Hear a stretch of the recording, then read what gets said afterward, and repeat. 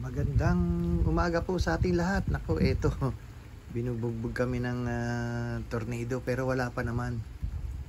Wala pa siyang parating pa lang. Pero hindi sa amin ang tumbok sa channel niya sa sa capital. Sa capital, ayan, medyo makulimlim, madagim. Madagim, hindi makulimlim, talagang madagim. Ayan ha. Oh, kita nyo yan. Nako. Kaya medyo walang pasok ngayon dito sa amin. Walang pasok. Kaya kaninang madaling araw medyo mahangin-hangin na. Ngayon medyo nawala na. Hindi natin alam. Baka mamaya biglang lumakas. Kaya yan, hindi ko na nga nahihatid yung misis ko kasi maliit lang yung sasakyan ko nagatid yung manugang ko kasi baka biglang tangayin ng tornado. Dito sa amin kasi sa Florida matornado dito matornado, pero talagang ganun at di bale at tayo naman preparado rito sa amin. Yan, kita nyo ang dagim no? Tapos umaambon-ambon, no?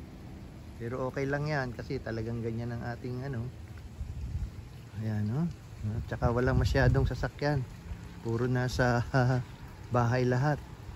Tapos mga naisusi na yung mga garage, sinusi na para wag madala ng hangin. Tahimik ngayon dito sa amin.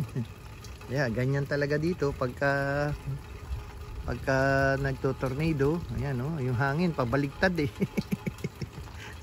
pabaliktad na yung hangin. Ayan. Magandang umaga po at sana maging safe kami lahat dito at lagi kami nagpe-pray, wag kayong mag-alala.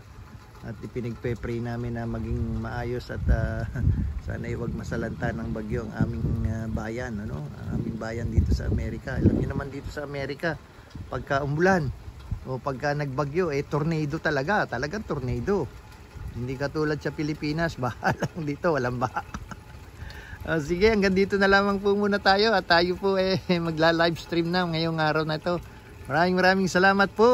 Ito po si Brother Sunny dito po sa Dayboys Vlog. Paki-like and share po. Yan, salamat. Babu.